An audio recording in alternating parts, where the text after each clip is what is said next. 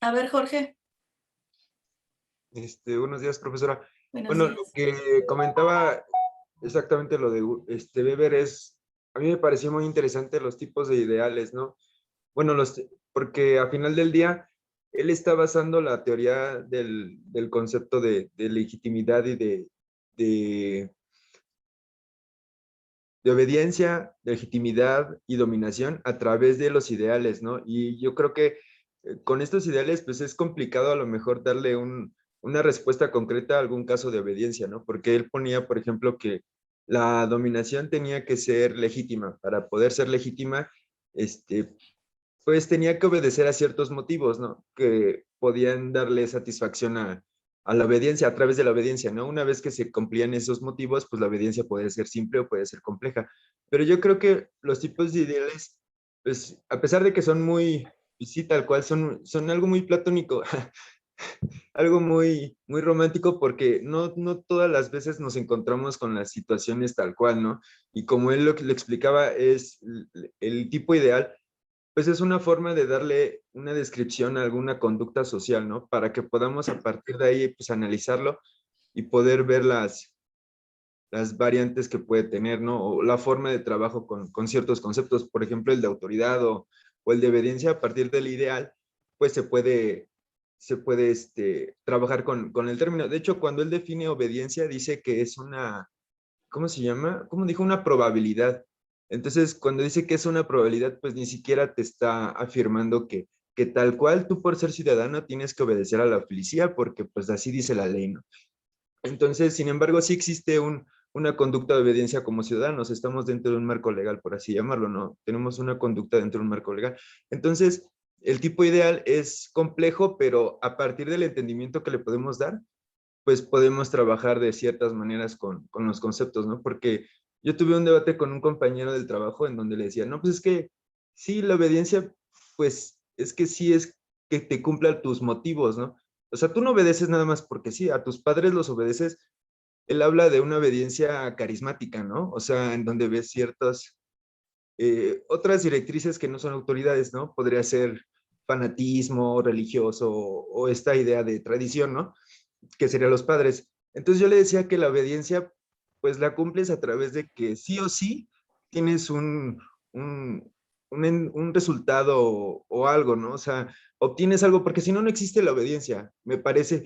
Creo que a veces las personas, no, al menos yo no me considero disciplinado tal al 100%, a menos de que no obtenga algo. Si no obtengo algo realmente de mi interés, no me clavo demasiado, o sea, ni siquiera le dedico tiempo. Entonces no somos obedientes ni con nosotros mismos, pero A ver, yo es creo chistoso. que tocas el tema central porque es la pregunta de la que parte Weber, ¿no? Y es una pregunta que nos hacemos muchos. Y aquí me permito darles la introducción a un tema que vamos a ver en una clase completa, que es la relación que existe entre el Estado y el poder. Cuando veamos el poder, vamos a ver, hay dos perspectivas de análisis del poder. El análisis del poder desde la perspectiva del que obedece, ¿no? Y el análisis del poder desde la perspectiva del que manda. Entonces, hay muchos estudios que se han dedicado a ver, bueno, ¿por qué obedecemos? Este de Weber es uno de ellos. Y ahorita les voy a explicar por qué estamos leyendo a Weber. ¿Por qué qué tiene que ver el Estado con esto de las formas legítimas de dominación? ¿Y por qué Weber en algún momento dice que el Estado es el que tiene el uso legítimo de la violencia o de la fuerza? ¿No? Bueno, Weber está dentro de esa categoría de quienes se interesan por comprender cómo funciona el poder a partir de por qué obedecemos. No sé si alguno de ustedes se haya hecho esa pregunta en algún momento, ¿no? Pero yo sí me la he hecho, ¿verdad? ¿Por qué obedezco a quien obedezco? ¿Qué razones dentro dentro de mi emoción, dentro de mi razón, dentro de mi ¿no? De mi ser, de mi persona, de mi voluntad de poder, como diría Nietzsche. ¿Qué razones encuentro yo para obedecer? ¿Qué es lo que me mueve? Al final de cuentas, esta idea de la voluntad de poder, que la vamos a ver un poquito más con Aristóteles la próxima semana, él cómo habla que está conformada el alma del ser humano. Pero al final, lo que nos dice Weber es, tenemos que tratar de entender cuál es la razón por la cual nosotros obedecemos a otros, ¿no? O sea, veíamos en una de las primeras clases un concepto, el concepto de poder, la capacidad que tiene el individuo A de lograr que el individuo B haga lo que quiere. O sea, es decir, la capacidad de un individuo para lograr conquistar la voluntad del otro, ¿no? Y entonces, lo que Weber hace es tratar de responder a esta pregunta. Cuando hablamos de tipos ideales, no estamos hablando de un idealismo platónico, sino estamos hablando de una categoría de análisis que nos permite leer la realidad y decir, de esta categoría, la realidad se acerca en esta probabilidad y se aleja en esta probabilidad. Entonces, esta es la categoría que mejor nos sirve para interpretar esta parte de la realidad, ¿sí? Porque es la que explica esa parte de la realidad, digamos, de una manera más completa, ¿sí? Pero sigue siendo ideal porque no se presenta de manera pura. Lo vamos a ver un poquito más tarde. Entonces, les voy aquí a compartir la presentación. Ya está la presentación. Bueno, entonces, ¿qué nos dice Weber? Este título de mi presentación del uso legítimo de la fuerza lo vamos a ver un poquito hacia el final de la clase, porque precisamente es una de las preguntas que nos hacemos cuando queremos comprender el Estado. Weber dice que el Estado es el que tiene el uso legítimo de la fuerza. Es decir, en un Estado no hay nadie más que quien ejerce el poder del Estado para poder utilizar la fuerza o poder utilizar la violencia. Si ustedes se acuerdan de lo que decía Hobbes, que era uno de sus planteamientos, formamos el Estado como una decisión, ¿no? Tácita, colectiva, social, y generamos un pacto para no matarnos entre unos y otros, para que esto tenga orden. Pero en esa lógica necesitamos que si alguien se sale del huacal, si alguien rompe el pacto, ¿no? O sea, si alguien rompe el pacto social, entonces esa persona que rompe el pacto social pueda tener una sanción, porque al romper el pacto social no se está oponiendo contra quienes ejercen el poder del Estado, puede ser el gobierno, ¿no? Sino se está oponiendo contra el pacto, contra todos, porque es un acuerdo que tenemos, ¿no? O sea, es el que rompe la regla, pues se está oponiendo a la regla a todos, porque todos acordamos la regla. Porque pues si yo estoy cediendo mi posibilidad de matar al otro, bueno, no puedo vivir con la preocupación o con la angustia de que hay por ahí alguien que pues ya no está, ya no le pareció el pacto, ya no le gustó y entonces pues de todos modos quiere venir y matarme. Entonces tiene que haber una fuerza que de manera legítima que el Estado utilice para decir, hey, tú que estás rompiendo el pacto, alto ahí, no puedes. Y si lo haces, hay una sanción, ¿sí? Porque si todos estamos renunciando a nuestro poder, a nuestra soberanía, o aparte de esa soberanía y de ejercerla, pues no es como nada más pues porque nos iluminó Dios, no, es porque es algo que nos conviene como sociedad. Ahora, antes de ejercer la fuerza, ¿qué hace el Estado? Pues el Estado, como yo les decía, es una concentración de poder. ¿Y cómo se hace obedecer ese Estado? Que esa es la pregunta de la que parte Weber, ¿no? Y entonces Weber dice, hay 3 razones por las que los seres humanos obedecemos. Por tradición, ¿Por carisma? ¿O porque hay una regla que así lo es?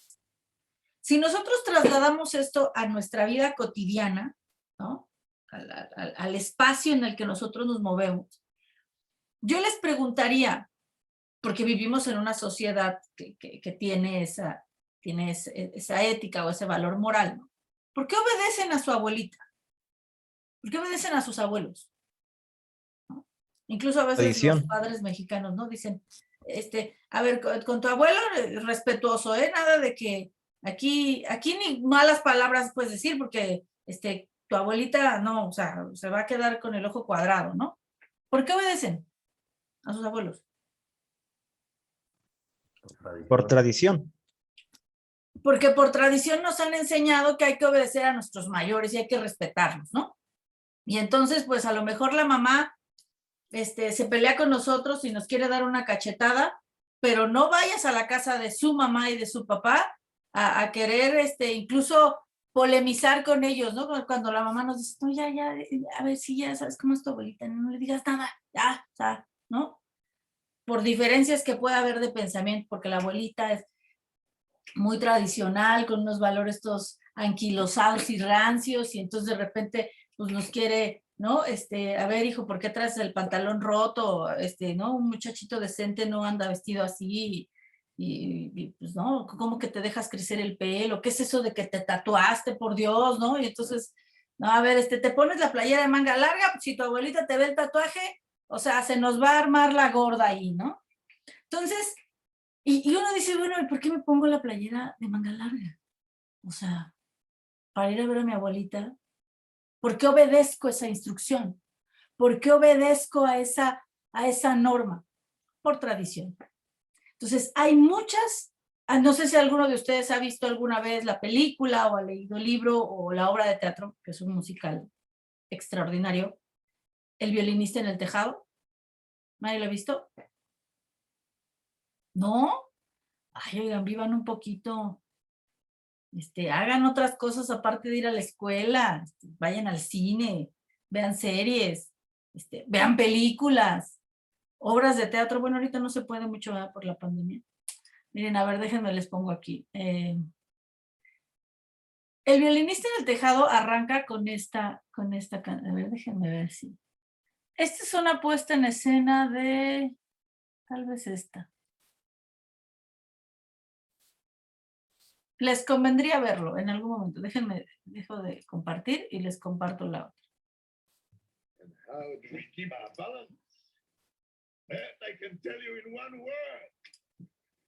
Tradition!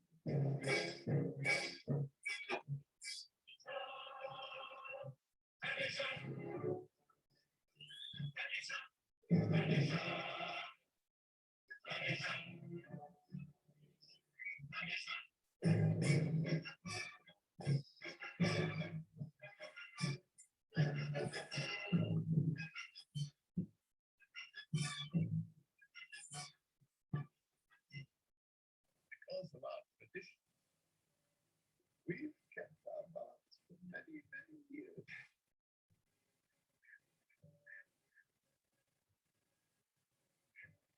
Here in our temple, we have tradition for everyone. How to sleep, how to eat, how to work, how to wear clothes. For instance, we always keep our heads covered and always wear a little prayer shawl. This shows our constant devotion to God. You may ask, how did this tradition get started? I'll tell you. I don't know. But it's a tradition. And because of our tradition,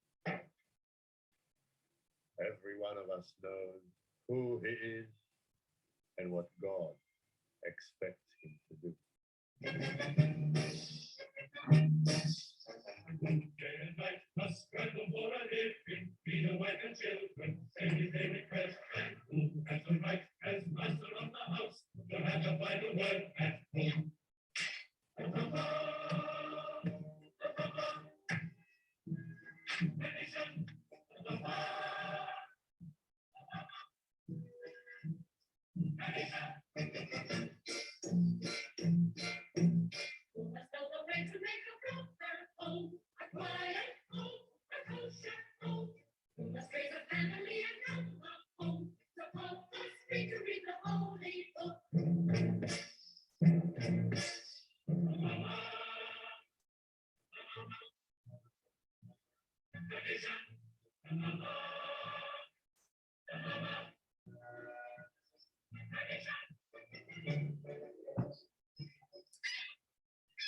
Bueno, ahí la ven cuando puedan, ¿no? Vean la película o vean la obra de teatro. En la obra de teatro hay baile, es una obra musical. Pero es, sin caer en un spoiler, ¿no? Es precisamente la historia de una familia judía en donde las tradiciones de repente comienzan a romperse, ¿no? Y entonces es, ¿por qué ya no obedeces? Aquí lo dice muy claro el padre judío, ¿no? Tenemos tradiciones para todo, cómo vestir, cómo comportarnos, cómo comer, qué hacer. Bueno, eso es a lo que obedecemos, a una tradición. Esa es una de las cosas a las que obedecemos los seres humanos. Luego, dice Weber, ¿a qué otra causa obedecemos los seres humanos, ¿no? Pues obedecemos al carisma, ¿no? Obedecemos a ese no sé qué sé yo, que tiene alguien y que resulta que pues nos hace obedecer. Piensen ustedes, por ejemplo, no sé. Disculpe, profesora, ¿podría ¿perdón? ser el caso de los sofistas? De todas aquellas personas que a través de la oratoria, a través del, ¿no? Estos juegos de la lógica del lenguaje, ¿no? De una característica personal, encantan a las personas, las seducen, diría Baudrillard, ¿no? Los seducen. Eso que no sabemos qué es, que le llamamos carisma. Piensen, por ejemplo, cuando ustedes eran adolescentes, iban a la secundaria, seguramente, digo, si no les pasó, a lo mejor ustedes eran los líderes carismáticos y tenían un amiguito o un, no sé cómo le llamaban ustedes, líder de la palomilla, del grupo, de la banda de cuates, como le llamaran. Y de repente había uno que decía, oiga, vamos a hacer esto, ¿no? ¿Qué tal que organizamos, no sé, una fiesta el fin de semana? Y por alguna razón todos le decían que sí, ¿no? A veces proponía cosas muy idiotas, pero todos le decían que sí. Y si le preguntas a los chavos, ¿no? ¿Por qué le hacen caso a ¿no? Que es como el lidercito del grupo, no te van a saber contestar. Es que es mi amigo, ¿no? Es que es cool, ¿no? Es buena onda.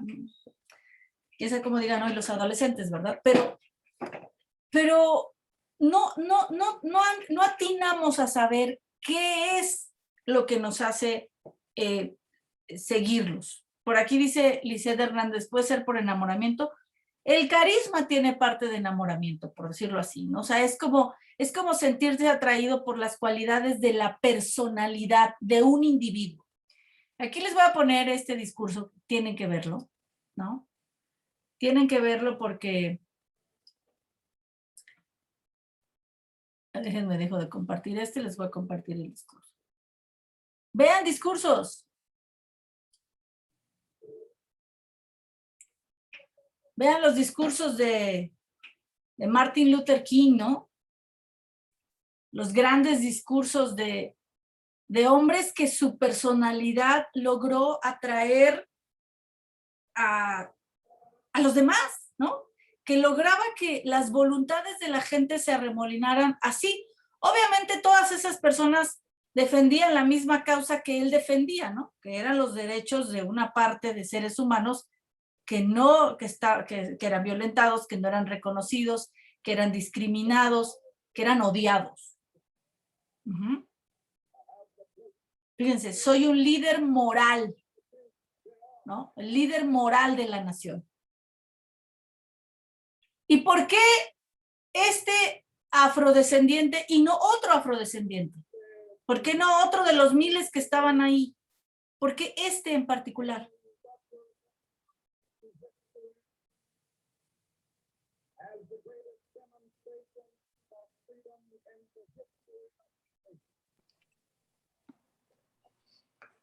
Pues porque él tenía el tacto, tal vez, tenía precisamente ese carisma, tenía esa actitud que hacía que las personas lo siguieran o tuvieran esa afinidad a lo que él, a sus propuestas, tal vez, a sus ideales.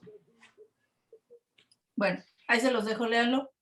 Exactamente, él tenía carisma. De repente no podemos, carisma viene de charm, ¿no? O sea, de encanto, ¿no? Es eso, o sea, el carisma es un encanto que tiene la persona y que hace que lo sigas. Hay grandes líderes carismáticos en la historia. Pero, ¿por qué obedecemos a los carismáticos? Porque nos sentimos atraídos por su personalidad. No es como en el caso de la tradición, ¿no? Que dicen, pues es que son tus abuelos y los tienes que obedecer, porque así lo manda Dios o porque así ha sido por los siglos de los siglos, ¿no? O sea, no es la razón de la tradición, es por una característica de la persona. Todos hemos sido, por ejemplo, fans de algún grupo musical o de algún artista o de, ¿no? A lo mejor antes de la pandemia alguno de ustedes iba a conciertos, yo no sé, yo cuando era joven yo iba a los conciertos, ¿no? Ahora ya no, ya tiene un rato. El último que fui fue el de Gloria Trevi, por ejemplo. Y pues yo me emociono, ¿no? ¿A poco no les pasan los conciertos, no? Dice el artista, grita algo, recuerdan ese concierto de Freddie Mercury, ¿no? Empieza a corear y todos corean lo que él dice y repiten lo que él dice. Entonces, bueno, ese es el comportamiento de alguien con alguien que tiene carisma. Así se comportan los seguidores, ¿no? Y todos hemos obedecido de manera carismática, como en ese concierto de live de Freddie Mercury, donde él coreaba un EO y todo el público repetía el EO. Él les está dando una instrucción y los que están ahí lo están obedeciendo. ¿Por qué lo obedecen? Por el carisma, ¿no? O sea, a lo mejor lo podemos entender más con nuestros ídolos de rock, de la farándula, de lo que sea, ¿no? O sea, vayan al concierto que vayan. O sea, si quieren escuchar a la banda Limón o quieren escuchar a, no sé, cualquier otro Bad Bunny, no sé quién les guste a ustedes, ¿no? O algún grupo de rock, ¿no? Pues sí, Metallica y esto, bueno, pues el que sea, el que les guste, es por el carisma que tienen estas personas, ¿no? Y esta sensación de atracción. Y la tercera razón que dice Weber de por qué obedecemos es por una concepción legal racional. Es decir, porque hay un estatuto, una regla, una norma, un reglamento, ¿no? Que dice que tenemos que obedecer a tal disposición, a tal persona o a tal. Y ahí no les pondría más ejemplos, ¿no? Les iba a poner un ejemplo de unos godines, ¿no? De cómo los que somos godines, pues tenemos que obedecer a un jefe, ¿no? El jefe godín, que también es godín, ¿no? Y entonces, o sea, al final de cuentas, ¿por qué lo obedeces? A lo mejor te cae mal, ¿eh? O sea, el tipo puede que no tenga nada de carisma. Piensen en sus jefes, los que ya trabajan. Seguramente les caen medio gordos, ¿no? Ni el tacto. ¿Cómo? Ni carisma, ni tacto, ni formas, ni nada tienen a veces, oiga. ¿Y entonces por qué los obedecen? ¿No? O sea, no son su abuelita. O sea, así como que, pues, tengo, por tradición lo tengo que obedecer, pues no, ¿verdad? No tiene ni carisma, ni tacto, ni nada, dice Jorge, ¿no? Entonces, ¿por qué lo obedecen? Pues porque en la jerarquía de la organización donde ustedes trabajan, ¿no? Él es el jefe. El estatuto de la organización donde ustedes trabajan dice que Juan Pérez es el jefe y que pues todos lo tienen que obedecer, ¿no? Y el que no lo obedezca pues tiene una sanción, ¿no? Entonces, al final, esto pues nos mueve también, nos guste o no nos guste. A lo mejor no todos nos gustan, quizá la obediencia más genuina, digamos, ¿no? Aunque las tres son legítimas, que eso es lo que dice Weber, son formas legítimas de dominación. O sea, quien obedece encuentra una legitimidad para la obediencia. Quizá la más genuina es la carismática, ¿no? Porque es la que nos mueve, o sea, es la que a mí sí me mueve, ¿no? O si me gusta el fútbol, ¿no? Pues yo veo a Messi, ¿no? O si nos gusta el americano, que yo Tom Brady, o sea, sí me cuadro, ¿no? O sea, bueno, es como la más genuina, pero las tres son legítimas. Es decir, no nos cuestionamos si debemos o no obedecer, obedecemos. Ahora, estas formas legítimas de dominación, con estos ejemplos cotidianos que yo les puse, ¿no? Bueno, el de Martin Luther King no es tan cotidiano, ese sí es un ejemplo político, ¿no? Y bueno, también el del violinista en el tejado de la familia judía, pues también hay estados que están articulados alrededor de un planteamiento, ¿cómo decirlo? Pues hay incluso el mandato divino, ¿no? Entonces, bueno, ahí también es, y el mandato divino puede ser que la política y la religión estén vinculadas, y entonces pues también puede ser político.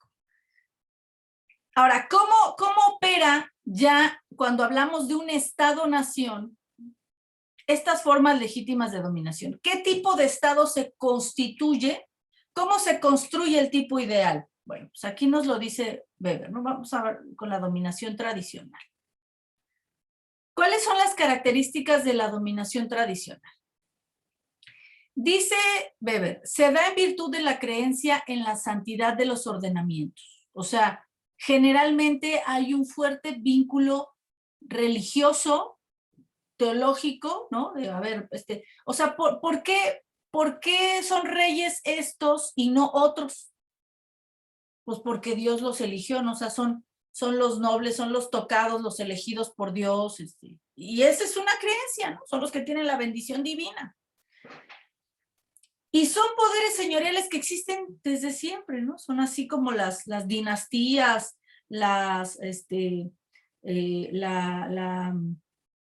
pues todo este tema de dinastías que pueden durar. La más larga en Europa ha sido creo que fue de las monarquías más duraderas, que duró 300 años, ¿no?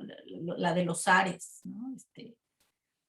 Pedro el Grande, Catalina la Grande. De las monarquías europeas creo que fue la que se extendió más en el tiempo.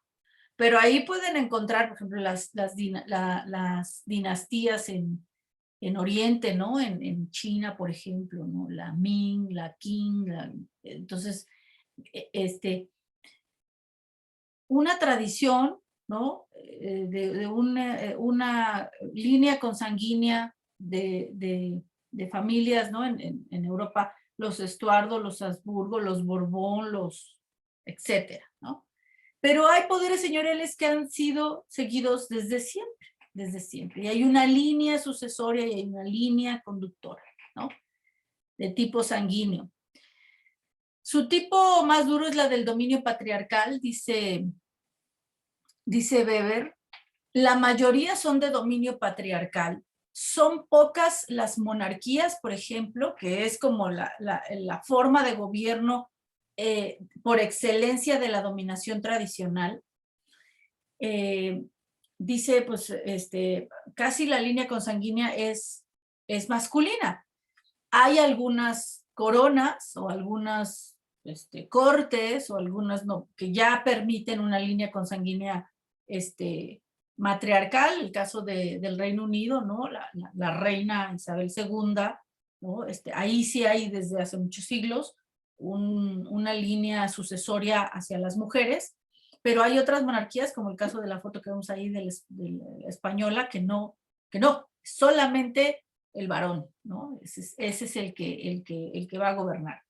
Y no se diga en países como, hay monarquías en África, en Asia, y la línea consanguínea sigue siendo de varón, ¿no? O sea, la línea sucesoria es patriarcal. El contenido de las órdenes está ligado por la tradición, no solamente por el pensamiento religioso. Obviamente el pensamiento religioso tiene un gran impacto en los valores éticos y morales que marcan la tradición de un pueblo. En el ejemplo que yo les ponía de esta obra del El violinista en el tejado, está hablando del pueblo judío, ¿no? Si hay un pueblo que se guía por la tradición, es este. Si nosotros viéramos su versión más ortodoxa, ¿no? Por ahí les recomiendo, hay una serie en Netflix que está súper interesantísima, se llama algo así como bueno, como quitándole el ortodoxo, ¿no? Es la historia de una chica judía, ¿no? Y lo que tiene que vivir, ¿no? O sea, ¿cuáles son las tradiciones que guían? Ahorita les comparto cómo se llama, pero es algo así como desortodoxizándose, es que no lo puedo decir, ya estoy igual que la señora esta de Sonora, que no puede decir una palabra, ¿verdad? Pero bueno, como desmontando la ortodoxia, ¿no? Entonces, al final de cuentas están guiados por la tradición. El cuerpo administrativo de los estados-nación, en donde la dominación tradicional es como la que pesa más, la que predomina, depende directamente del rey, del gobernante, ¿no? Del monarca, del sultán, del emperador, del señor. Depende directamente de él. De quien él decide quién lo va a acompañar en su corte, ¿no? En estos séquitos, ¿no? Que están alrededor de los reyes. En el caso europeo, pues, estas cortes, ¿no? Incluso en España así se llaman las cámaras, ¿no? Las cortes generales, que está conformada por el Senado y la Cámara de Diputados, así se llaman, las cortes generales, ¿no? En donde están los duques, los marqueses, y todos estos títulos nobiliarios. Ahora ya con unas monarquías constitucionales, aquello funciona un poquito diferente, pero esos títulos nobiliarios siguen existiendo, ¿no? El duque de Edimburgo, etcétera. Entonces, ¿quién los nombra? Dependen directamente del señor, y normalmente tienen que ser parte de la nobleza, o sea, tienen que pertenecer a alguna familia real, alguna familia noble, ¿no? El tipo más puro de este tipo de estados-nación con una dominación preponderantemente tradicional es el sultanesco, ¿no? Los sultanes, Medio Oriente, por ejemplo, ¿no? El rey de Arabia Saudita, o sea, estos monarcas, estos reyes que básicamente tienden, ¿no? A caer en los absolutismos. Si pensamos en las monarquías europeas y su momento en el que fueron absolutistas, ¿no? En Francia con Luis XV, con Luis XVI, en Inglaterra con Enrique VIII, etcétera. Los reyes católicos, ¿no? En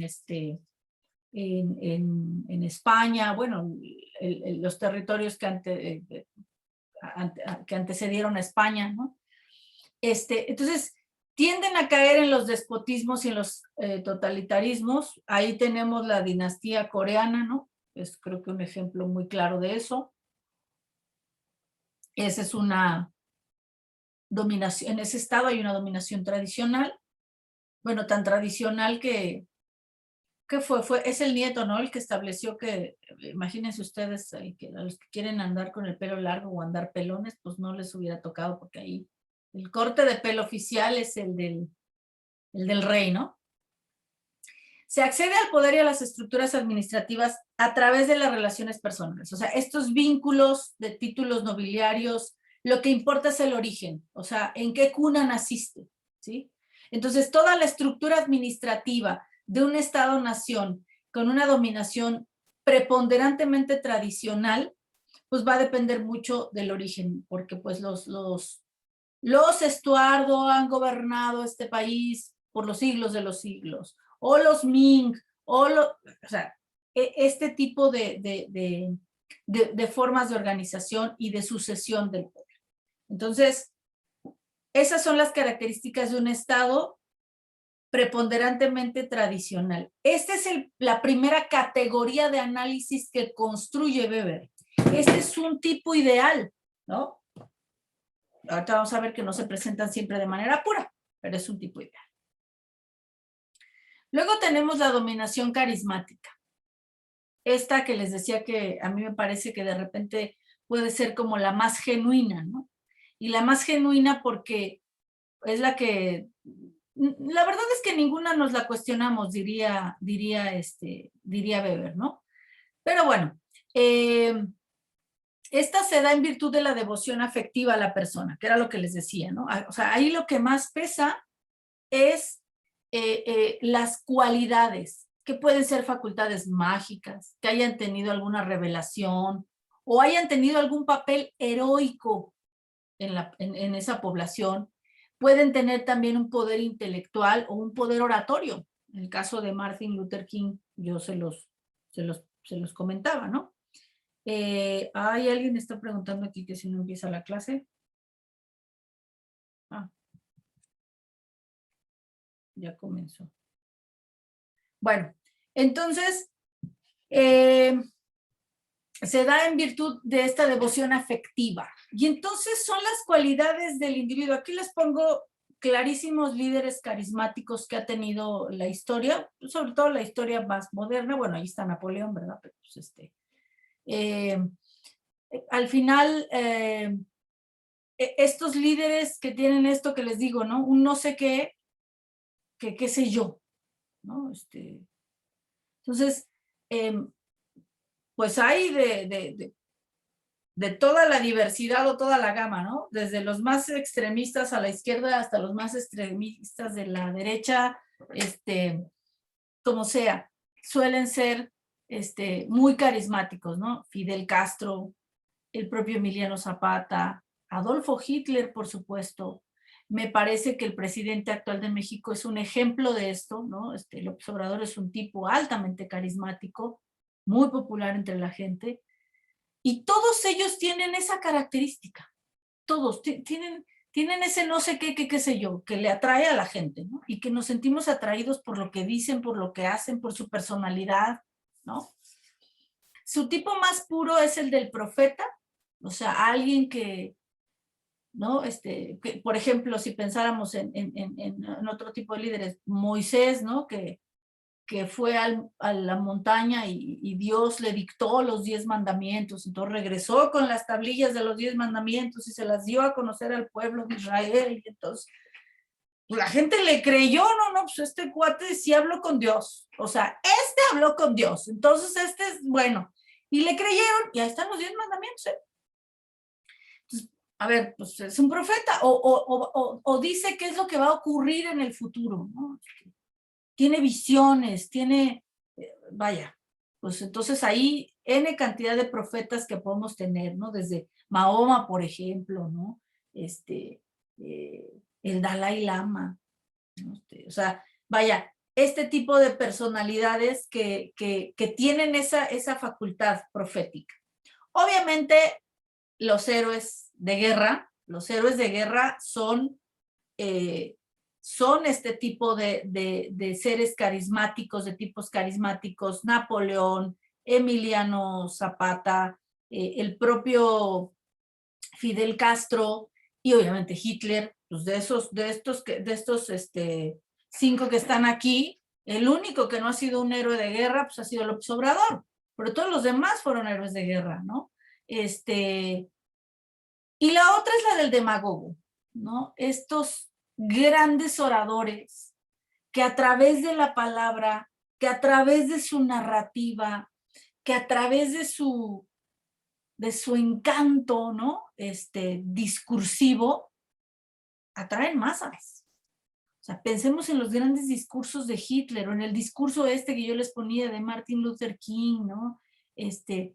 O de otros líderes políticos, que de alguna, Nelson Mandela, estos grandes discursos, ¿no? Si pensamos en grandes discursos, el discurso de Belisario Domínguez, que bueno, nunca lo dijo como discurso, más bien quedó como una carta, este discurso de Luis Donaldo Colosio, ¿no? En el 94, es decir, estos discursos que encantan a la gente, que siguen pasando los años y son una referencia, que lo seguimos viendo y nos quedamos así, se nos cae la baba. Vamos a ver, este cuate ya me convenció y ya hasta se murió, pero yo ya estoy convencido de lo que dijo, ¿no? Entonces, bueno, ese tipo es otro tipo puro de esta dominación carismática. El tipo del que manda, a diferencia de la tradicional, que suele ser el rey, el sultán, el monarca, es el caudillo. Es este líder territorial. Esta es una cuestión interesante porque, como lo digo aquí, este político es producto de la ciudad-estado. Sale de la gente, sale ahora sí que sale del pueblo, ¿no? Sale de la ciudadanía.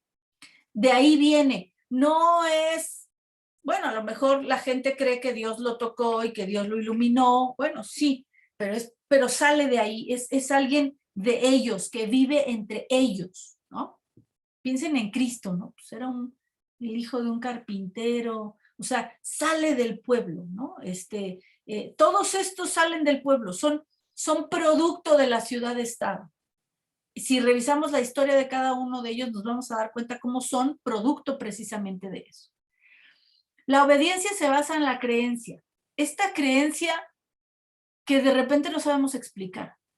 Pues sí, ese no sé qué sé yo, pero pues me atrae, ¿no? Ya me convenció y yo ahí estoy, soy su fan, ¿no? La forma más pura es la autoritaria y dominadora, que es muy de los héroes revolucionarios. Y la dominación carismática es una relación social extraordinaria y puramente personal. Si ustedes se preguntan, incluso quienes critican a estos, ¿no? Pues cuando criticas a uno de estos líderes carismáticos, quienes son sus fans, sus seguidores, sus creyentes, o sea, saltan, ¿no? A defenderlo. ¿Por qué? No lo saben bien. A lo mejor lo que están diciendo de ellos es verdad, pero hay un ímpetu por defenderlos. M. Hernández quiere tomar la palabra, pero es que nada más veo que te llamas Hernández. Bueno, soy María Joaquina Hernández. Okay, bueno, yo tenía una pregunta, si digamos que esos líderes tienen que ver igual en cuanto a la época en la que están, porque pues la mayoría de esos líderes pues cumplieron como con un, digamos, ejercieron poder, pero durante cierta época. Entonces, cree que la sociedad, digamos, en la que surgieron, tenga que ver, pues que igual hayan llegado hasta el poder de sus palabras hacia donde pues llegaron, porque creo que igual en cuanto a la gente de esa época necesitaba, digamos, a un líder o a alguien que los representara. Yo creo que igual tiene que ver como que la época en la que surgieron y su carisma les ayudó a ser los representantes de ciertos grupos sociales, digámoslo. Entonces, mira, creo que igual... Cuando pongo aquí que son producto de la ciudad-estado, a eso me refiero. O sea, producto de la ciudad-estado es producto de la coyuntura territorial y temporal. Algunos de esos líderes hoy no serían líderes por las razones por las que fueron líderes en su momento, aunque siguen todavía encantando a muchos, ¿no? Entonces, hay bueno, aquí yo de repente veo series, pero hay una serie en Netflix que habla precisamente de estos grandes líderes, ¿no? Esta serie habla más que nada de los autócratas, ¿no? De los líderes como totalitarios, ¿no? Pero, vaya, responden a su momento, responden a cómo se convirtieron en tiranos, se llama, ¿no? How Get a Tyrant. Está buena la serie, ¿no? Ahí chéquenla. Aparece Fidel Castro, aparece el propio Hitler, ¿no? ¿Cómo lograron convertirse en hombres que eran obedecidos por tanta gente? Y obviamente uno de los factores que cuenta es cuál es el contexto en el que ellos les tocó vivir. ¿Cuál es ese contexto? Responden, por supuesto, a una cuestión espacial y temporal. Pero el poder de su palabra o de su carisma muchas veces trasciende a los tiempos, ¿sí? Entonces, aquí podemos entender líder. Yo conozco gente que todavía admira a Napoleón, ¿no? Tenía un compañero de trabajo hace algunos años que tenía así como imágenes de Napoleón y se había ido a Francia y se había traído hasta unos billetes donde aparecía Napoleón, o sea, lo admiraba, ¿no? O sea, era como su ídolo. Bueno, pues, sigue siendo vigente para él. Pero sí hay que entender esta parte que dice que es producto de la ciudad-estado, es precisamente a eso se refiere, ¿no? A que es producto de su momento. Y por último tenemos la dominación legal racional. Esta dominación legal racional es, dice Weber, la forma de dominación legítima característica del Estado moderno, de lo que hoy conocemos como Estado moderno, ¿sí? Esta dominación legal racional primero se da por virtud del estatuto. O sea, ya no es por la designación divina de una familia que nos gobierne y a la que tengamos que obedecer como ciudadanos. Ya no es las características del caudillo, del líder revolucionario, de su no sé qué sé yo, que nos hace obedecerlo, sino se da en virtud del estatuto.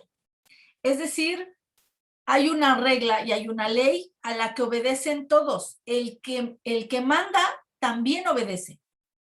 Es decir, estas monarquías constitucionales que se instituyeron después de que se agotaron las monarquías absolutistas en Europa y que van a tener un contrapeso que es la ley, que es la Constitución, que es esto que platicábamos en sesiones anteriores, este Estado de Derecho, este conjunto de normas que le dan orden a nuestra sociedad y que nos dicen qué sí se puede hacer, qué no se puede hacer. Esta libertad civil de la que habla Rousseau, de la que habla John Locke, o sea, se da en virtud del estatuto, de este Estado de Derecho, de este conjunto de reglas. En el Estado mexicano, por ejemplo, ¿no? Nosotros tenemos una constitución y en la constitución dice que sí, que no, cada cuando se cambian, cómo elegimos a nuestros gobernantes, cómo elegimos a los que vamos a obedecer, y ellos a su vez también tienen que obedecer la ley, juran obedecer la constitución, ¿no? Entonces, aquí la obediencia se da en virtud del estatuto, ¿sí? Su tipo más puro es el de la burocracia, diría Weber, ¿no? O sea, un gobierno especializado y profesional. Es decir, ya no vas a estar en la administración pública o en el gobierno porque tienes sangre azul, ¿no? Eres duque y entonces estás en la corte del rey y entonces el rey dice, pues este cuate es de la familia fulanita y etcétera, ¿no? O sea, de tu origen, lo que importa es tu origen. O no vas a estar en la administración o en el gobierno porque pues fuiste el general que acompañó en la retaguardia o al frente o en la vanguardia de las luchas en la guerra al héroe. No, o sea, su mano derecha del líder. No, por ahí se ha infiltrado, ¿no? Del actual presidente, como su séquito de ayudantía pues ha crecido a tener cargos de alta responsabilidad, ¿no? La gente que estaba más cercana a él. Esa es la forma en la que funciona un líder carismático, ¿no? O sea, el que está a un lado mío, en el que puedo confiar, muchos de los cambios en su gabinete que ha hecho, por ejemplo, López Obrador, tienen que ver precisamente con eso. No importa si puede, sabe o le da para desempeñar este cargo. Este cuate me debe lealtad absoluta. A ese es al que voy a poner, ¿sí? Entonces, en un tipo más puro de la burocracia no sería así, sino ¿quién llega? Pues llega el que sabe, el que está especializado en eso, el que es profesional, ¿no? Nosotros lo podemos ver en estados modernos como, por ejemplo, en Alemania. A mí me ha tocado ver los alemanes, cuando se unifican las dos Alemanias, pues la Alemania occidental tuvo que instrumentar un conjunto de estrategias y de medidas como para homologar, ¿no? El nivel de vida, el estilo de vida, el nivel de los servicios de los que gozaba la ciudadanía, tanto de un lado como del otro, tanto de la Alemania del Este como de la occidental, y de homologarlos. Entonces, Alemania, para homologar las dos Alemanias, la Alemania occidental puso al servicio de elevar, ¿no? La calidad de vida de la Alemania del Este, a través de un sistema de jubilados. Ellos tienen el Senior Expertise Services, ¿no? Que son los jubilados, a ver, un cuate que se hizo cargo de administración de cuencas, ¿no? O que administró plantas de tratamiento de agua potable durante 40 años y se jubiló. Pero este cuate se la sabe de todas. O sea, si algo sabe este cuate es de plantas potabilizadoras de agua, o sabe de construcción de infraestructura urbana, o sabe de administración tributaria. Este cuate es un experto en eso y es un jubilado. Entonces el gobierno alemán contrató a esos jubilados y los mandó a la Europa, ¿no? que dejaba de ser socialista, para que todo su conocimiento de experto lo pusiera en práctica como una especie de consejero, ¿no? Una vez que ya se homologó la Alemania, Alemania puso este servicio de seniors, ¿no? El Senior Expertise Services, estos servicios de seniors, a disposición en la cooperación internacional. Entonces hay países, yo he convivido con amigos alemanes que han venido a México, en una de las organizaciones que trabajé, que fue la Federación de Municipios, trajimos a un experto alemán que nos ayudara a ver cómo la organización podía funcionar mejor.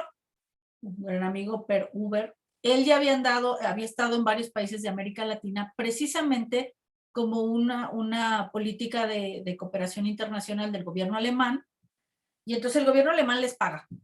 Es una forma incluso de... Yo me quedé admirada de ver lo que hacen en ese sentido, porque no le regalan dinero a los jubilados. Los ponen a trabajar al ritmo que los jubilados pueden trabajar.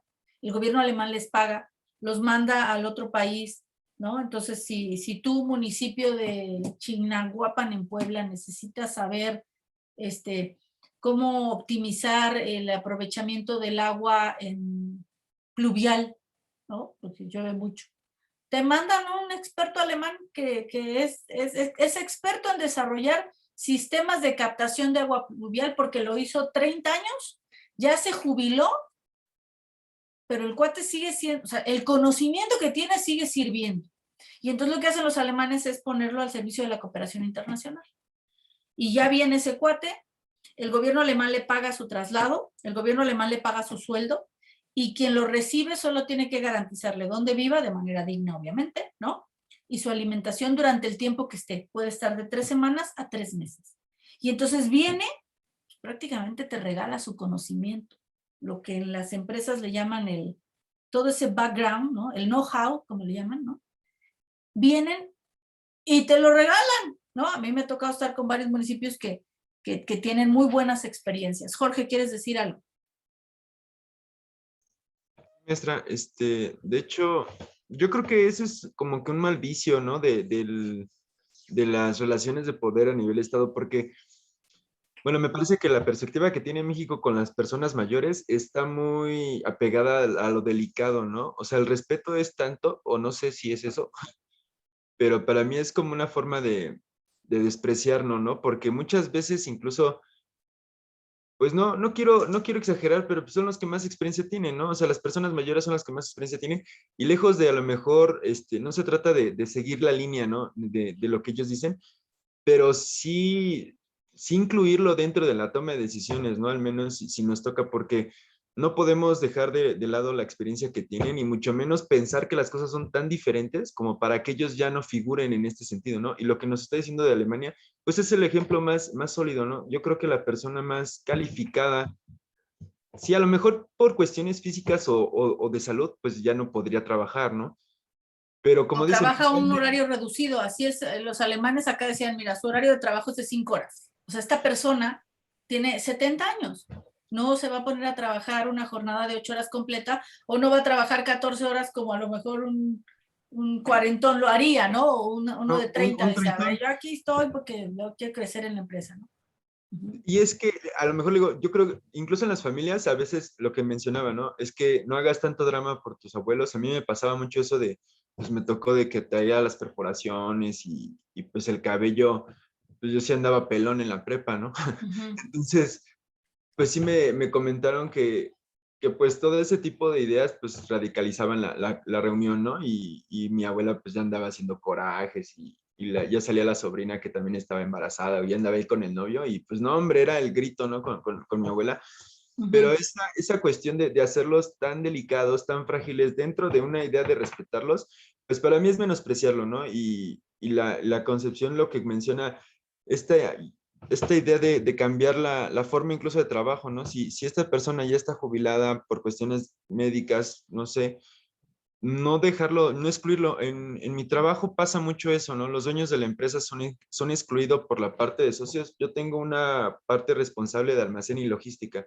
Entonces, a mí me cuestiona mucho la idea de que, ¿por qué lo haces a un lado? O sea, lo integras a una junta a las 8 de la mañana el lunes con, puta, estás metiendo ahí estadísticas y que los costos y bla, bla, bla, cuando realmente pues, son personas de 70 años que se están durmiendo a veces en la junta, ¿no? Y a mí se me hace algo pues con la intención de menospreciar esa idea, ¿no? Porque pues el gerente de la planta es una persona como de 45, 46 años, yo creo, y Ujú. pues sí trae una idea, pero a mí sí, tiene muchos comentarios de estos, de, no, pues es que ya las cosas ya no se hacen como antes, o que pues, ya son nuevos tiempos y que hay que acoplarnos y hay que darle con toda la idea digital, pero vuelvo a lo mismo, o sea, no puedes hacerlos de lado, ¿no? No puedes excluirlos de esa forma porque, pues incluso los dueños, yo creo que dentro de sus funciones de la empresa, pues no tienen una forma de decir, ah, ¿sabes qué? Pues se hacen así las cosas, ¿no? O ¿sabes qué? Si antes enviaba el paquete en carrito, lo sigues enviando en carrito, ¿no? Ya no vas a usar el avión. Pero sí pueden tener a lo mejor un trato al cliente, a lo mejor la creación de nuevos productos, a lo mejor la orientación de la visión, ¿no? Porque muchas veces se perdía eso. Yo criticaba mucho, lo critico mucho a mi gerente porque digo, es que tu noción son productos de la salud y si no tienes un marco de producción apegado a la norma, o sea, es que se hizo en el 2016. La norma es un proyecto de norma, ahorita trabajamos con la norma de dispositivos médicos, es un proyecto de norma del 2018.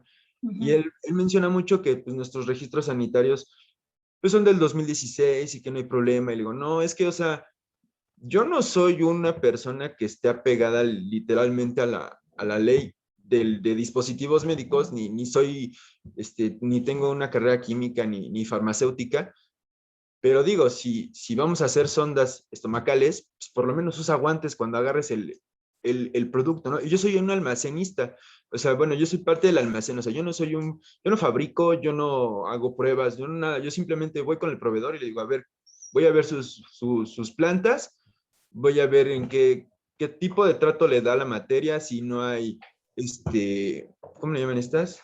Plagas, si hay buen manejo en todo el Y que circuito esté de contaminado producción. el producto. Mira, Exacto. ahí yo te dejaría una reflexión que seguramente alguien con mayor experiencia y mayor edad te diría, ¿no? Piensa en el largo plazo. O sea, ¿cuál es el problema que se puede desencadenar si tú no cuidas si no tienes un control de calidad? Pues puede llevar hasta la empresa a desaparecer. en determinado momento, ¿no? O sea, Yo hasta he dramatizado con que pues, puede haber responsabilidades legales, ¿no? O sea, si ven exactamente, y el dueño de la empresa puede ir a dar a la cárcel. Sí. Es decir, tienes esas implicaciones. Yo qué les diría, hay unos españoles, bueno, yo los he visto en TikTok, los fragmentos de los estudios sociológicos que están haciendo, están muy interesantes, no los encuentro ahorita como para pasarles la cuenta, si las mando después por WhatsApp para que los vean. Está muy interesante porque ellos lo que hacen es una especie como de confrontación generacional, ¿no? Entonces, uno de los experimentos, por ejemplo, que hacían era que a unos chavalos de 14 años, ¿no? Les decían, los ponían en una calle en Madrid y les decían, les daban un guía roji. Yo no sé si ustedes sepan lo que es un guía roji, a lo mejor no tienen ni idea de qué es un guía roji, pero era un libro con los mapas de una ciudad. O sea, un libro en donde tú, antes cuando uno iba a alguna dirección, ¿no? No sé, a mí todavía me tocó tener mi guía roji, ¿no? Soy varias generaciones antes que ustedes, y entonces yo tenía que ir a dejar un currículum a tal lado, y entonces estaba aprendiendo a manejar, y yo revisaba el guía roji para ver por dónde tenía que irme desde mi casa para llegar al otro lugar. Entonces ya y decía, ay, me tengo que salir en tal salida, y entonces llegar a tal lado, no sé qué. Y entonces con el guía roji llegaba, ¿no? Obviamente no iba viendo el libro cuando estaba manejando, lo veía antes y lo traía ahí por si me perdía, ya me estacionaba y buscaba en dónde andaba yo perdida. Y entonces le dan ese guía rojo a los chavalos y les dicen, tienes que llegar a esta, les dan la dirección y te vas a apoyar solo en el libro, ¿no? Entonces para ellos es, ¿cómo le haces para llegar? Pues le pones el Google Maps o le pones el Waze y ya llegas, ¿no? Y luego le daban a unas personas de 70 años, un par pues ya de personas de la tercera edad, les daban un teléfono con un Google Maps. Tienes que llegar a la misma dirección que los chavos, ¿no? Pero utilizando esto, ¿no? Y entonces ya los otros, a ver, Siri, ¿no? Se tardaron más en llegar los jóvenes utilizando el libro que los señores utilizando el Google. Ahí, ¿cuál era la reflexión? Esas cosas nuevas se pueden aprender. Esas cosas nuevas hay que hacer un esfuerzo. Yo creo que la pandemia sirvió de mucho para eso, porque muchas personas de la tercera edad que no estaban acostumbrados tanto a utilizar el celular, pues por ejemplo, de entrada para las videollamadas, ¿no? O para encontrar ya cosas que les gustan. Yo recuerdo mi mamá era muy, que no le interesaba, pero le encantan las plantas. El día que descubrió que había un mundo de videos y de cosas sobre las plantas, o sea, a veces está pegada al teléfono más que yo, ¿no? O más que su nieto de 14 años. Entonces, el tema es que eso se puede aprender y sí hay que utilizar la experiencia. Yo lo que les cuento de esta política de alemana es un poco para ponerles el ejemplo de cómo un gobierno especializado y profesional tiene una manera distinta incluso de aplicar políticas públicas. Y esa es una forma de utilizarlos incluso cuando ya se jubilaron. Todos esos jubilados alemanes andan por diversos países de Europa del Este, de Latinoamérica, de Asia, compartiendo su experiencia, ¿no? Entonces, ¿qué pasa? Pues en países como en el que vivimos nosotros, donde sí hay un estatuto, sí predomina la dominación legal racional, pero lo que dice Weber, ninguna de estas se presenta de manera pura en la realidad, ¿sí? Es decir, aunque nuestro Estado-nación es un Estado moderno, aunque se supone que hay una burocracia especializada, pues hay un servicio civil de carrera o un servicio profesional de carrera en la administración pública que es una simulación completa, ¿no? Y lo que cuenta para que entres a trabajar ahí, pues es que conozcas, ¿no? Es que tengo un amigo, tengo un primo, es el hermano, es ¿no? El colaborador de toda la vida, es mi brother, oye, es mi compadre, ¿no? Oye, pero pues es que tu compadre no sabe nada de desarrollo urbano, no importa, pero es mi compadre, y pues es el director de desarrollo urbano, ¿no? O el director de la policía, oye, pues ¿qué sabe de seguridad, de prevención del delito, no, pues, ni abogado es, ¿no? O sea, no, pues es, mi compadre es el bueno. Pues es el bueno para ser tu compadre, pero no es el bueno para eso, ¿no? Ok, aquí dice que Carlos Hernández, creo que lo tengo en mis 2 grupos de WhatsApp. Bueno, ahorita veo. Entonces, se obedece a la regla y no a la persona en un Estado-nación moderno donde la dominación legal racional es la que predomina o prevalece, ¿no? Corresponde esto a la estructura del Estado moderno, ¿sí? El que ordena, el que da las órdenes también obedece. O sea, el presidente, los gobernadores, los presidentes municipales, los legisladores, tienen que obedecer a la ley, a la Constitución. Todos juran respetarla y cumplirla, y hacerla cumplir. Y entonces, si no lo hacen, pues hay sanciones, ¿no? Entonces, esa es una parte. Y la burocracia constituye técnicamente el tipo más puro de dominación legal. Ninguna sociedad, ningún Estado-nación actualmente es puramente burocrático. ¿Por qué? Porque los Estados-nación tienen historia. Y en esa historia pueden tener movimientos revolucionarios que lanzaron hacia el poder a héroes revolucionarios, o tienen una historia de una tradición milenaria, ¿no? No sé, pienso en el pueblo de Israel, en el pueblo judío, ¿no? Es milenaria, es su historia, ¿no? Y puede ser que Israel sí sea un Estado-nación moderno, pero al final de cuentas hay una fuerte dominación tradicional. Su forma de organizarse es tradicional. Incluso no importa dónde vivan los judíos, ¿no? En qué país del mundo vivan, siguen esa tradición. Y podemos encontrar otros ejemplos, las monarquías africanas o algunas asiáticas, sí tienen un estatuto, sí tienen una constitución, una carta magna, pero al final de cuentas hay una combinación de todo esto.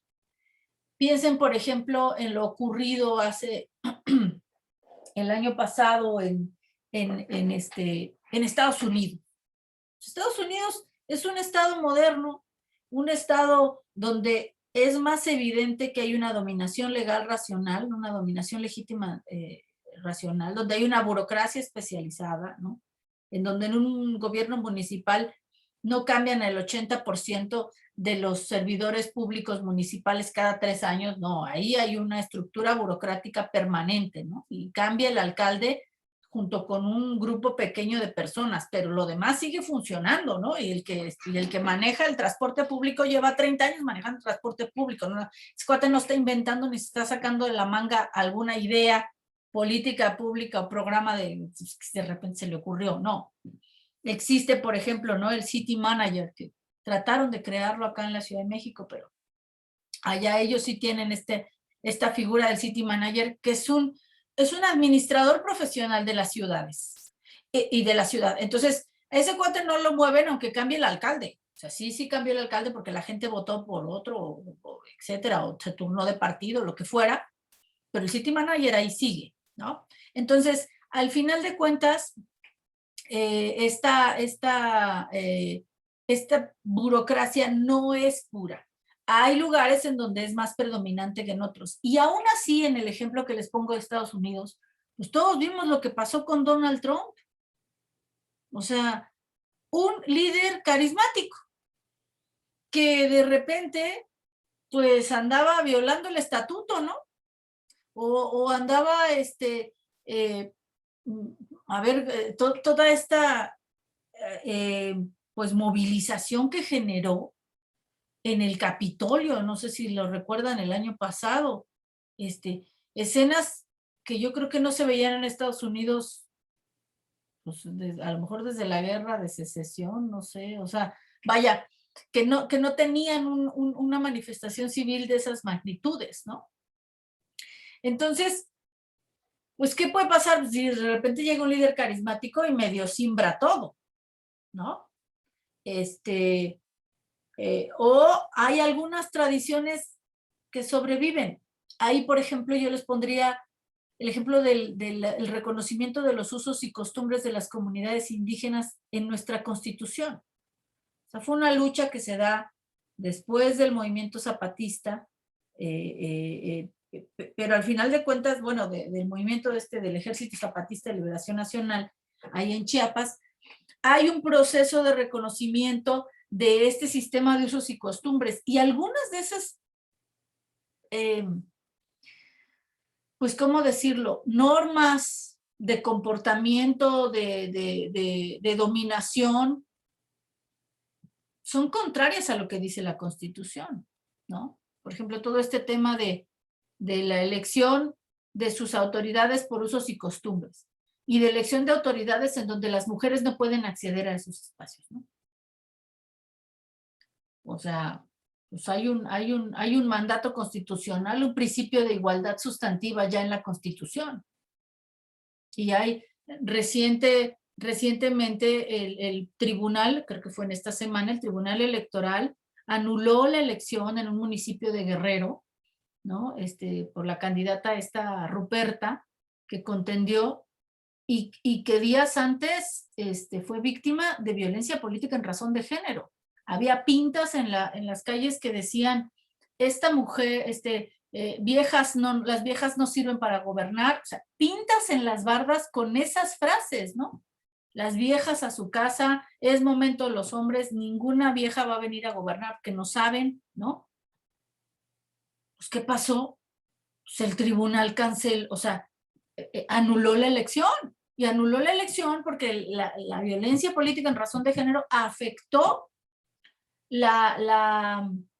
el equilibrio y la equidad en la campaña y favoreció a otros. Entonces, ahí hay una cosa que se contrapone entre formas de dominación tradicional, los usos y costumbres, y las formas de dominación legal racional. Debemos evitar, ¿no?, que por tradición ocurran algunas cosas. Ese es un ejemplo. El otro ejemplo es el del matrimonio infantil.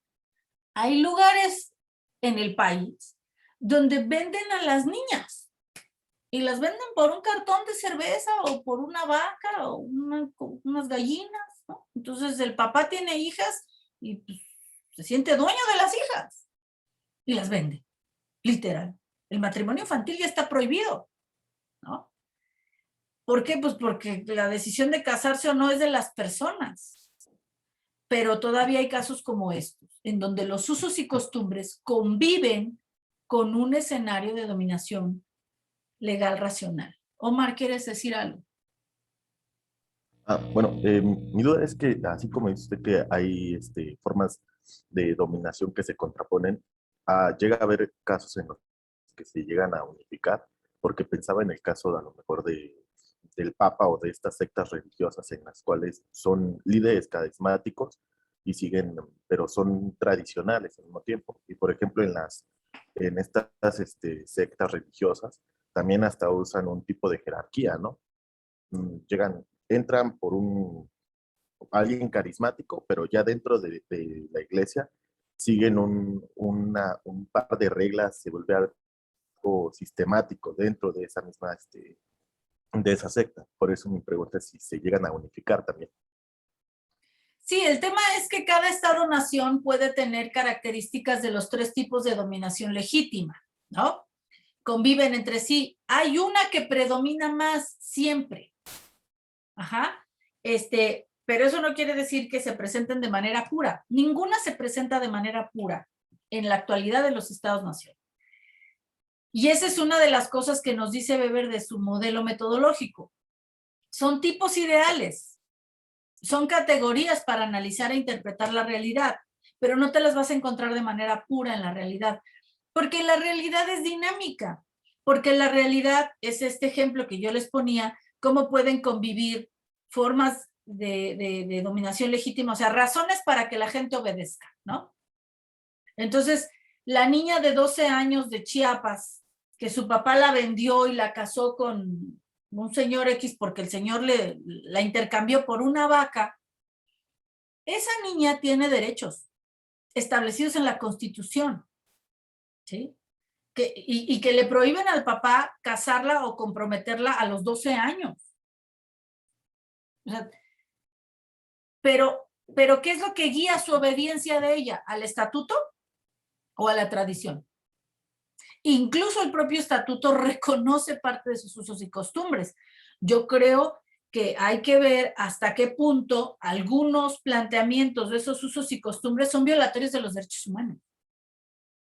Que es un poquito a lo que yo quiero llegar con esta idea de las formas legítimas de dominación. Cuando estas formas legítimas de dominación no le alcanzan al Estado para mantener el orden, dice Weber, ¿no? O sea, de repente hay un grupo que le declara la guerra al Estado. Pienso mucho en el movimiento zapatista, en el ejército zapatista, cuando se levanta en armas y le declara la guerra al Estado mexicano. Bueno, fue un movimiento que a mí me tocó vivir cuando yo estudiaba en la preparatoria en la universidad. Y entonces una discusión era, ¿es legítimo o no es legítimo? ¿Qué tiene que hacer el Estado mexicano? Si hay un grupo armado, si tú quieres con palos, palas, cuchillos y escopetas, ¿no? Pero que le están declarando la guerra al Estado mexicano. La pregunta es, ¿qué tiene que hacer el Estado mexicano? Tiene que reprimirlos. Diría Hobbes, ¿no? Diría cualquier teórico del Estado. Ok, ¿por qué tiene que reprimir? Porque declararle la guerra al Estado, o sea, estar en contra del Estado, es estar en contra del pacto, es estar en contra de ese acuerdo que tenemos. Ahora, ¿hay maneras de cambiar ese pacto? Es lo que yo preguntaría. ¿Cómo podemos cambiar el Estado? ¿Se puede cambiar el pacto social, sí o no? Hobbes decía que no. La realidad es que sí. Rousseau y el propio Locke decían, sí se puede cambiar.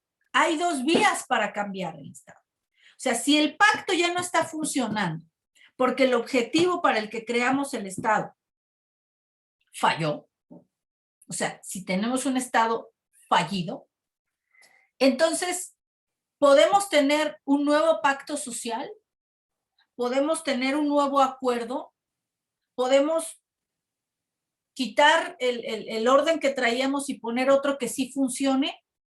Sí se puede, y hay dos formas. La primera es una lógica reformista. Ese pacto está expresado en una constitución. Si la constitución y la ley son letra muerta, es decir, si no aplican, pues entonces tienes que modificarla y cambiarla para que no sea letra muerta, ¿no? O sea, y luego tienes que desarrollar las acciones necesarias para que esa ley se cumpla. Yo les ponía un ejemplo muy, muy claro de una contradicción entre una tradición y la ley, ¿sí? En Chiapas, en Oaxaca, en Michoacán, en muchos estados de la República, a las niñas las siguen vendiendo. Y eso está prohibido en la Constitución. Y las venden a la luz o respaldados en una idea de usos y costumbres. En muchos municipios del país no dejan que las mujeres participen en política. O sea, esa es una contraposición. Ahí, ¿qué se tiene que hacer? Se tiene que reformar la ley y la ley tiene que tiene que desdoblarse en políticas públicas que hagan que esos derechos, que esas libertades se ejerzan de manera efectiva. Esa es la vía del reformismo, ¿no? Es la vía de decir, bueno, pues vamos a ponernos de acuerdo, ¿no? A ver, esta ley ya no funciona. Hoy que está, por ejemplo, tan en discusión en la coyuntura, el tema de la iniciativa de energía eléctrica, ¿no? Y el presidente dice, cuando increpa a los priistas y les dice, ¿de qué lado están? ¿Están del lado del presidente López Mateos, están del lado del presidente Salinas de Gortari, ¿no? Pues la reflexión es la siguiente, ¿no? López Mateos tomó una decisión de nacionalizar la industria eléctrica porque hacía falta electrificar al país. Hoy ya no hace falta electrificar al país, lo que hace falta es ver hacia dónde tiene que ir la política eléctrica y la política energética. El mundo está cambiando y México no puede tomar sus decisiones como separado del mundo, ¿no? Entonces, en esa lógica, la discusión tiene que ser hacia dónde llevamos ese nuevo pacto, ese arreglo que tenemos de cómo entender el tema energético, hacia dónde lo vamos a llevar. Esa sería la primera pregunta, ¿no? Yo conozco gente que ya tiene su panel solar, pues si prospera esa iniciativa ya no van a poder usar su panel solar para tener energía. Y el mundo va hacia allá. ¿Nosotros queremos ir hacia otro lado? Ese es el tipo de respuestas que tendríamos que darnos en una lógica reformista del Estado. Cambias el pacto, cambias el Estado de Derecho que expresa el pacto social. La otra, ya la vivimos también. Una revolución. En 1917, los mexicanos hicieron nuestros antepasados una revolución, porque el pacto que había ya no estaba funcionando, porque había muchos grupos de la sociedad para quien ese pacto como estaba no funcionaba. ¿Sí? Y entonces, ¿qué se hace? Pues se hace una revolución y se cambia el pacto, se cambió la Constitución, se reconocieron los derechos sociales, ¿no? El derecho a la educación, el derecho a un trabajo digno, con jornadas laborales, con un conjunto de derechos laborales, ¿no? El derecho a poseer la tierra que se trabaja, ¿no? Entonces, en ese sentido, sí hay maneras de cambiar el pacto, sí las hay, y puede ser por la fuerza o puede ser por la reforma. La mayoría de los estados nación actuales pues optan por la reforma, ¿no? Por un proceso de, pues bueno, hay que ir adaptando la Constitución a nuestra realidad. Oye, pues es que la Constitución, ¿por qué no la regresamos como estaba en 1917? Pues es que en 1917 el país no estaba todo electrificado, no había banda ancha, o sea, ¿no? Era otro país, pues, ¿no? Entonces, hoy tienes que legislar sobre cosas que existen hoy. A ver, la maternidad subrogada, pues hay que legislar sobre eso, ¿no? O el cambio climático. En 1917 no había todavía lo que hoy conocemos como cambio climático. Si te regresas, vas a la Constitución como estaba en 1917, habrá muchas cosas de la vida de hoy que no estén reguladas. Los derechos humanos de cuarta generación, el acceso a la conectividad, la protección del ciudadano ante la posibilidad de delitos electrónicos o delitos en el campo de lo virtual, ¿no? El robo de identidad. Pues no existía robo de... Bueno, si había robo de identidad, pues se daba de manera muy... Hoy es digital, ¿no? Entonces, ahí el tema es cómo se reacciona ante esto, ¿no? Pues se tiene que ir cambiando ese Estado de Derecho, ese pacto tiene que ir modificándose por la vía de la reforma o por la vía de la revolución, sí, también, pues la guerra, sí, es una forma, ¿no? Y siempre el Estado tendrá el uso de la fuerza ¿para qué? Para mantener el orden. Me parece que ese es uno de los puntos más importantes a discusión sobre el Estado actualmente, ¿no? Cuando vemos casos como cuestiones que ocurren como las de los ataques terroristas, como abusos de la autoridad que se han dado, ¿no? Lo que pasó en Jalisco, por ejemplo, de este muchacho que asesinaron, lo que pasó en Estados Unidos con con Floyd. O sea, nos cuestionamos esa parte, ¿no? O nos cuestionamos el tema, bueno, ante el tema del reconocimiento de los derechos humanos, el reconocimiento de la diversidad. ¿Hasta dónde llega el uso de la fuerza? ¿Debe modificarse esa idea en el concepto de Estado que tenemos o no? Si la modificamos, ¿qué tantos riesgos hay de que falle el Estado? O el Estado está fallando. Pensemos en algunas partes del territorio mexicano, controladas por el narcotráfico, totalmente. En Michoacán, en Guerrero, en Tamaulipas, en Sinaloa, en Sonora.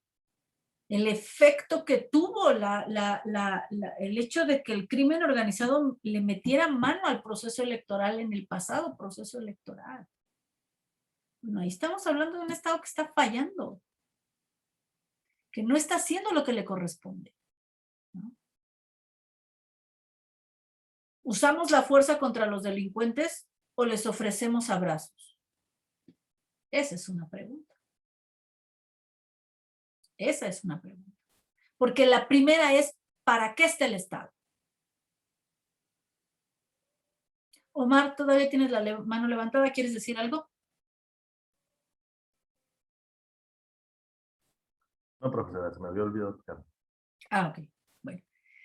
Entonces, esta es un poco la reflexión de Weber. ¿Qué nos ayuda a entender? Nos ayuda a entender que el Estado moderno, pues sí, cuando las tres formas legítimas de dominación no surten efecto, o sea, cuando no puedes hacerte obedecer como Estado, ¿no? Cuando se te sale de control, cuando el Estado está fallando, o antes de que el Estado falle, ¿no? Cuando hay una amenaza real, ¿qué tienes que hacer? Y ahí está la disyuntiva. ¿Hasta dónde utilizas la fuerza? ¿No?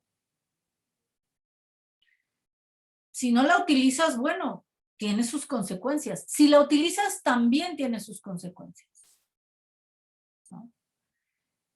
¿Tiene que haber un respeto a los derechos humanos? Sí, sí lo tiene que haber. A la dignidad de las personas, sí, sí lo tiene que haber. Y entonces, pues los países, los estados modernos, pues digamos como más desarrollados, desarrollan protocolos de intervención y del uso de la fuerza, no renuncian a ello, ¿eh? Que consideren la protección de los derechos, ¿no?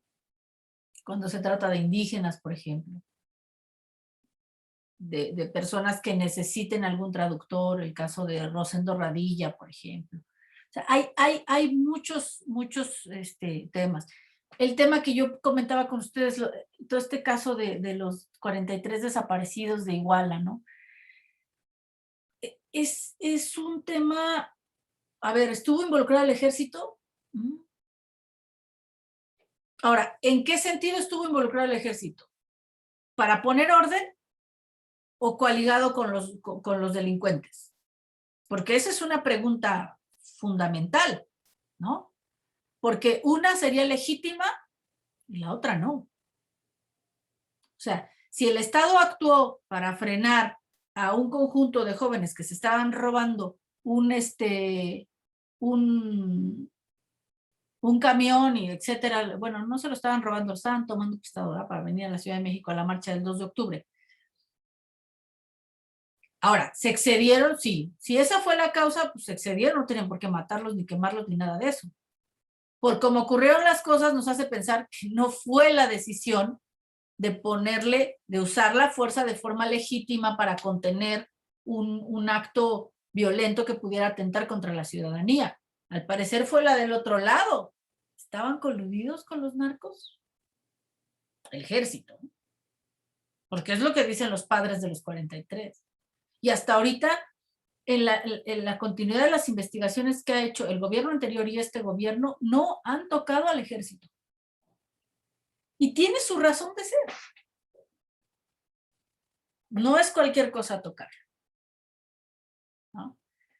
¿Cuál es el riesgo de los ejércitos profesionales? Los estados modernos tienden a tener ejércitos profesionales que están dedicados precisamente a defender al Estado de amenazas internas y de amenazas externas. Pues los riesgos son los golpes de Estado. Los golpes de Estado normalmente son dados por los ejércitos, ¿no? Cuando oigo yo a partidarios del gobierno actual que dicen es que hay una actitud golpista y se refieren, pues entonces, a ver, enséñales lo que es un golpe de Estado, ¿no? Un golpe de Estado es el levantamiento del ejército, de la Fuerza Armada en contra del gobierno. Yo no creo que este ejército se vaya a levantar en contra del gobierno. Lo tienen muy consentido. Todos los proyectos de infraestructura y de desarrollo los trae el ejército. Todo. A la Marina ya le dieron hasta el manejo de las aduanas. Hay una progresiva militarización de las actividades civiles del Estado. O sea, el ejército está construyendo un aeropuerto. Está construyendo un tren. O sea, ¿qué tiene que hacer el ejército haciendo eso? Entonces, en esa lógica yo veo difícil que haya un golpe de Estado, ¿no? Un golpe de las fuerzas del orden en contra del gobierno actual. Eso lo veo poco probable. Pero sí hay una pregunta que tenemos que hacernos. ¿Hasta dónde debe llegar el uso de la fuerza en los estados modernos? Casos como lo de este policía que mató a Floyd, un afrodescendiente, un afroamericano, ¿no? Que decía no puedo respirar. O sea, ¿esas cosas deben ocurrir? Yo creo que no. Esa es una disyuntiva que tienen los estados modernos actualmente. ¿Cuáles son los límites de? Porque si ustedes piensan, las fuerzas del orden son unas. Y los ejércitos están entrenados para la guerra. Para eso. Para una eventual guerra civil o para una guerra en contra de algún estado distinto, ¿no? Una invasión extranjera y eso. Pero bueno, yo creo que aquí le dejaríamos con las reflexiones del día de hoy. Para la siguiente clase hay que leer el libro de Aristóteles. Y después de Aristóteles vamos a tener una clase muy interesante porque vamos a hablar de la relación entre el poder y el Estado. Y ya las últimas 4 sesiones nos vamos a dedicar a hablar del Estado de Derecho, de la ley, de la Constitución, de la norma y su relación con el Estado, de cómo se hacen las leyes, y al final un tema de cómo está el Estado en este proceso de globalización, ¿no? Entonces, más o menos para allá vamos. Yo espero este fin de semana poder sentarme a evaluar muchos de los trabajos que ya me mandaron ahí a través de la plataforma. Hay quienes me han mandado correos. Yo les pido que lo suban a la plataforma porque en los correos, créanme que me llega entre mucho spam y un montón de cosas que me llegan a mi correo, se me pueden extraviar y eso es lo que no quiero, ¿no? Entonces creo que si lo suben a la plataforma, pues ahí están, ahora sí que ahí están seguros, ¿no? No sé si alguien tenga algún comentario, si tengan alguna reflexión adicional, alguna conclusión o alguna duda.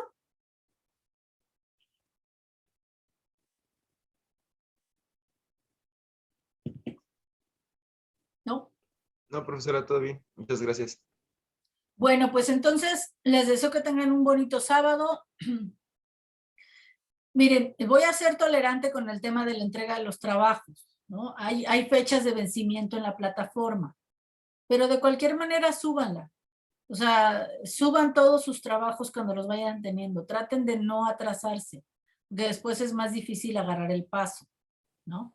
O sea, yo sí voy a considerar sus trabajos aunque los hayan subido posteriores a la fecha de vencimiento. En ese sentido no hay problema.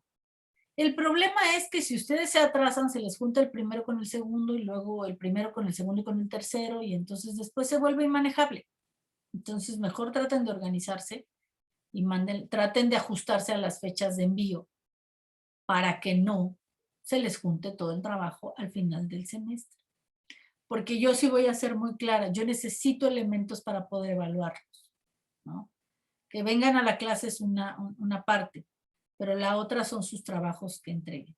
Si no entregan trabajos, así vengan a todas las clases, yo no voy a tener manera de que ustedes tengan una calificación aprobatoria, ¿no?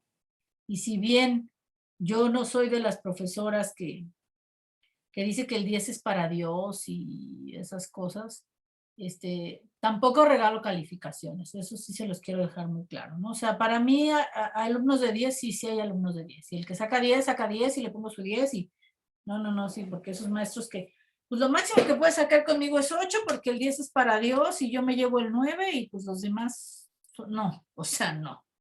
El que saca 10, ¿no? Se merece el 10, saca el 10. Pero tampoco suelo regalar calificación, porque este es un sistema donde nos vemos poco y en donde se dejan pocos libros, pocos textos en el curso. Entonces, pues sí espero que por lo menos eso sea básico, ¿no? O sea, ese es el piso que ustedes necesitan para más o menos tener un aprendizaje significativo en el semestre. No se atrasen. Y nos vemos la próxima clase. Hay que leer Aristóteles, la política, les va a encantar. Gracias, maestra. Buen fin de semana. Gracias, nos Hasta luego a vemos. todos. Igualmente, hasta luego. Hasta luego, profesora. Bye. Gracias.